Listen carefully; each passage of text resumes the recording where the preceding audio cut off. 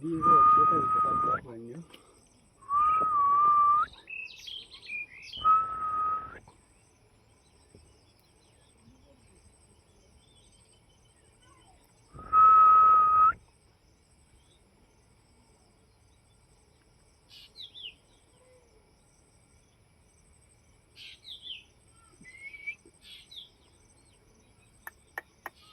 টুকরা টুকরা দিয়ে এখান থেকে এসে